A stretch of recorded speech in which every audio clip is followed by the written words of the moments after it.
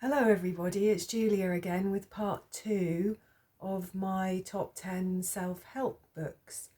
As I said before, they're not in any particular order, and I'm sure that there are many other books that I could talk about, but these are the books that have brought me, I guess, they've had the most impact on me, I guess, over the years when I've read them, whether to be soothing to my spirit, to my soul, or educational in any way or another.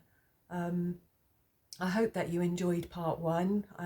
I think I talked about 6 books there from 5 different authors, and today I've got 1, 2, 3, 4, 5, 6, 7.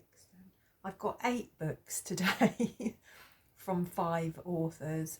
So it's not really 10 books, it's more like 14 books, but it's 10 authors. So there we go. So the first book that I want to talk about today is The Care of the Soul, and this is by Thomas More. This is really quite an old book. When is it? It may even have been the 70s this was written. Let's have a look. So I can find the copyright. Oh no, first published 1992, so it's not as old as I think. I'll just read you the back of this book. In each of us there is a soul that we almost always ignore. However, by caring for our soul, we can find relief from our distress and discover deep satisfaction and pleasure. Thomas More draws on his own life as a therapist practicing care of the soul and on his work in Jungian psychology to create an inspirational guide that examines the connections between spirituality and the problems of individuals and society. Care of the Soul helps you to look more deeply into emotional problems and to appreciate the sacredness in ordinary things, in real friends, satisfying conversation, fulfilling work and experiences that stay in the memory and touch the heart. And I absolutely love this book. I read this book probably 20 years ago, I think. It's just beautifully soulful. It's not particularly a practical book, but it really helps you to get perspective, I think, on what is important in life, and to stop trying to sort of fill that hole or that void within you with material things, and to look around you at the things that you have in life that do bring you meaning. I can't recommend this book enough. I think some people will probably not like the religious aspects of this book. I think, I may be wrong, but I seem to remember that Thomas More is somewhat of a Christian type chap, perhaps. But to me, that didn't come out particularly in this book. As I said, he's a Jungian based therapist, and I really resonate strongly with that being my sort of background and my working practice. Is that, you know, I think when I was 21, I first sat and read several of Carl Jung's books within my mental health nurse training, and I think Jungian philosophy really formed the basis of much of my therapeutic approach in life. So there was a lot here for me to relate to in this book, and yeah, I think if you're feeling like you may have lost your way, you might have lost your purpose or your meaning in life, this is a fantastic book. And I've got another of his books here. I think he's read, there probably are another couple of books of his as well, actually, but I've only got these 2. And this one is Dark Night of the Soul. And again, I read this maybe 15 or so years ago. And actually, this is even more fantastic if you're troubled and going through any kind of mental health crisis or sort of no, I can't, I'm not even going to attempt to say that word. I can't say that word. If you're going through any kind of crisis of your soul, I guess, I can't recommend this highly enough, this book. Let me read a little bit here. There's tons and tons of reviews on the back of this book. I think it was extremely well received by people. Again, it's a very Jungian based book. And in this, he really just delves deep into the mysteries of human suffering. It really tells it like it is. It says here, we've all been discouraged by neat, tidy self-help dogmatism, and more refuses to succumb to the commercialism of simplistic, superficial and subjective solutions. More helps us to see that the soul has its own agenda that takes us beyond our expectations and is always on the side of abundant life. So I think if you truly see your life as a path, if you're interested in Jungian philosophy and the ideas of individuation and becoming whole as a person, if you're going through any kind of crisis in your life at the moment, I just cannot highly recommend these books enough, really. Yeah, there we go. I absolutely love those two books, to be honest. So the next book that I've got here, again, is an old book, and this is The Road Less Travelled and Beyond by Scott Peck. And when was this book written? Let's have a look. 1997. So this was written the year my son was born. So this is 25 years old, isn't it, this book? And again, this author's written several books. I don't think I've got any others of his at this time, but I have read other books. I'll read the back of it. Devoid of jargon, simplistic notions and slogans, this is an analysis of life and the pains and problems it brings. In this extraordinarily profound book, Scott Peck continues the journey of spiritual growth that began with one of his most influential works, The Road Less Travelled, because I think this is the follow-on from The Road Less Travelled, actually. And in this, he leads us to a deeper awareness of how to live a rich and fulfilling life in a world fraught with stress and confusion. And I don't know about you, but I find much of the world quite toxic and quite abrasive, I guess, to my own nature. And so books like this are really, really helpful to me. It says, drawing on a lifetime's experience as a counsellor, lecturer and writer, he shows us how to think with integrity, know the difference between good and evil, to be loved, to love and be loved, to accept the consequences of our actions throughout life, and to come to terms with dying and death. So I think this is quite a unique book, really, quite a spiritual book. Did I have anything else I wanted to say about this book? I have got some notes here,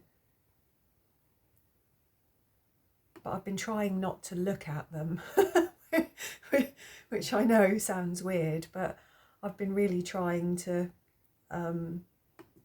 just talk, from my own knowledge in this video today. But being me, I had to write some notes just in case. So yeah,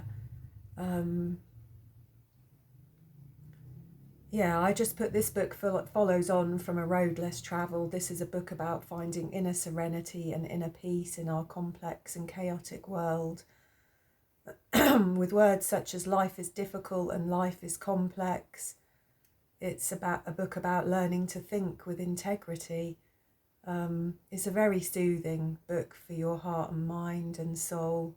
especially if, like me, you suffer with anxiety and are sensitive, I guess.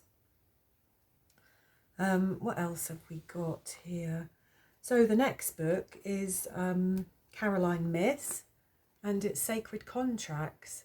And this book is quite an old book now, I would imagine, as well. This is 2001, the copyright. I'll read you some bits from the back of this book. So, the author of international bestsellers Anatomy of the Spirit and Why People Don't Heal presents an exciting, highly original program in this long-awaited book. As a medical intuitive, Myss has found that people generally don't understand their purpose in life, which has led to a spiritual malaise and epidemic proportions of this. This metaphysical disease in turn leads to depression, anxiety, fatigue, and eventually physical illness. So this basically is a guidebook on how to use her cards, her archetype cards, which I've had and used for the past couple of decades, not only with myself, but also actually with clients in the past when I was working. And they are truly quite profound. I think I bought this book when it first came out, and I actually completed the program in this book. I worked out what I felt my archetypes were at the time, and I completed my sacred contract, which is like a wheel, really. And that was very beneficial at the time, extremely beneficial. And I think the reason why I've got this book out is because I'm going to do it again soon, because when I did this, I was in my 30s and I'm now in my 50s.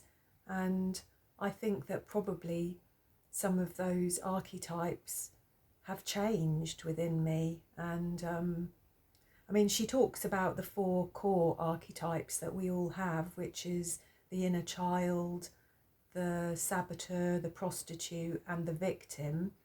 And she encourages you, by using the book and the cards, to discover your other 8 archetypes that are sort of floating around within your psyche and influencing the way that you live your life. So this is actually a really interesting and quite profound book, but also a very practical book. And again, if you're looking for something to help you gain more knowledge of yourself, more self-awareness, and a sort of deeper relationship with yourself and perhaps your inner child, I can't recommend this highly enough.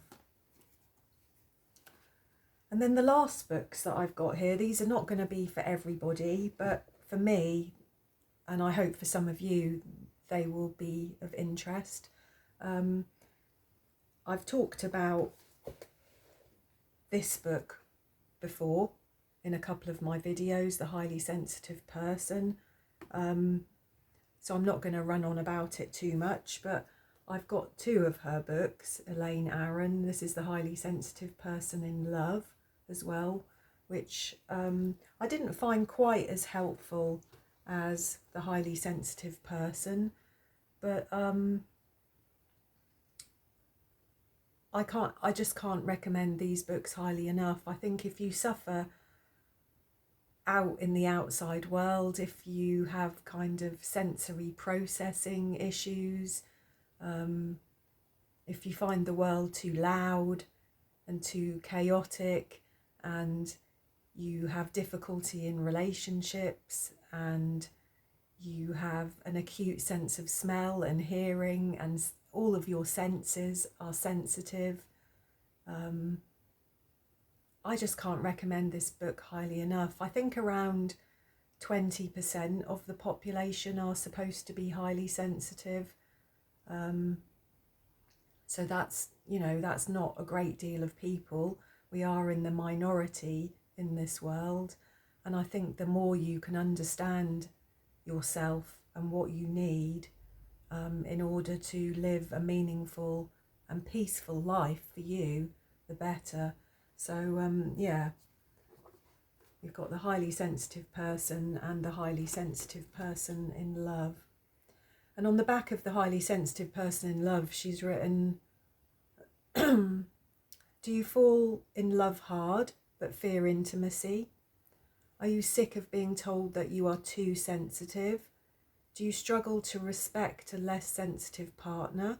Or have you given up on love, afraid of being too sensitive or shy to endure its wounds? Statistics show that 50% of what determines divorce is genetic temperament, and if you are one of the 20% of people who are born highly sensitive, the risk of unhappy relationships is especially high. Your finely tuned nervous system, which picks up on subtleties, and oh my God, doesn't it, and reflects deeply, would be a romantic asset if both you and your partner understood you better. But without that understanding, your sensitivity is likely to be making your close relationships painful and complicated. And really, it was those things that prompted me to buy both of these books, and I'm really, really pleased that I did. They've helped me a great deal in life. And it should be the last book, shouldn't it? But it's two books, yet again, by the same author, is Aspergirls. And this is by Rudy Simone. And although I'm not diagnosed with Asperger's, I think the autistic spectrum disorders is a spectrum. And I think that many, many of the things that Rudy talks about in this book have related quite strongly to me, and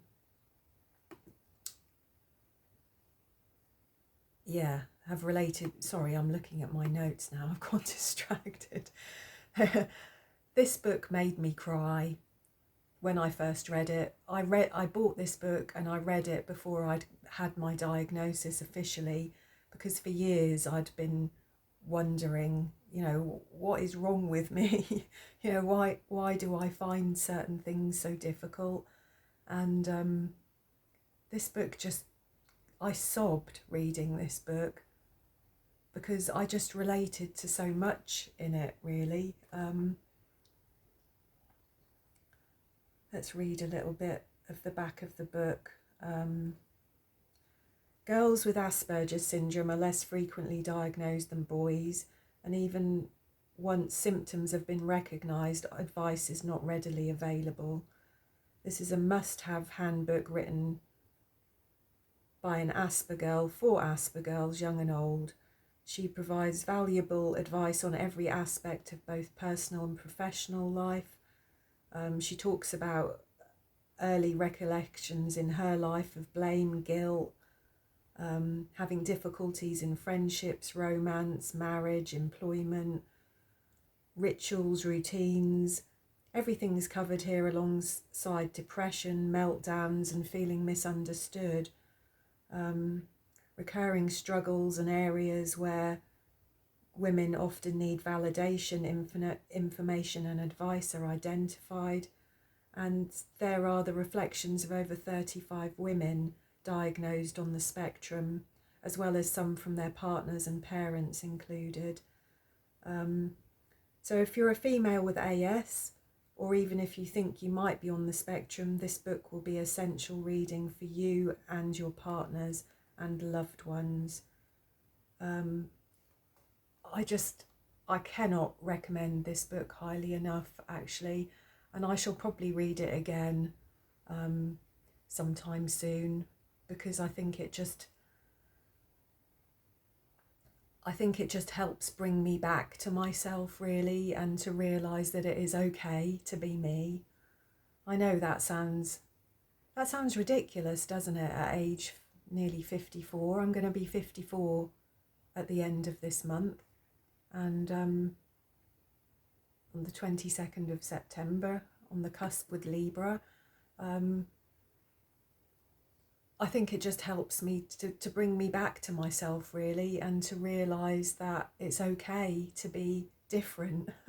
It's okay to be sensitive and to have your own way of doing things. And really, if people care about you, you know, they will accept these things, and it's fine. So there's that. But she also had written this book called 22 Things a Woman with Asperger's Syndrome Wants Her Partner to Know. And you know, I bought this book while I was in my last relationship, and I read it, and again I was extremely moved by it. You can see I've highlighted certain areas in this book. There are things like she is not broken, you don't need to fix her. No wire hangers ever. Why she has control issues. Everyone's a critic, but she's better at it than you.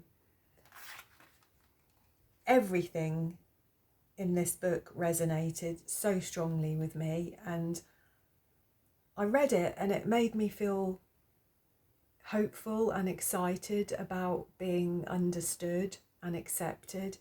And at the time I gave it to my partner, who is now my ex-partner, to read, and I just don't think he got it. I don't think that he even took it seriously, if I'm honest. And this book, these books, Aspergirls and this book here, were one of the biggest red flags that I had, that made me realise that I needed to leave him and start again and find somebody that did accept me and did like me for who I am. So again, if you're struggling, if you're on the autistic spectrum in any way, or you suspect that you might be, or you're just highly sensitive, I say just, but if you're highly sensitive, I think there is much in these books for you to appreciate, and much to sort of soothe your soul, really.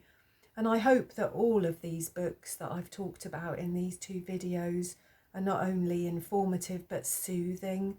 I think mental health issues just can cause so much distress when you feel misunderstood and not seen and not heard, and you feel alone with it.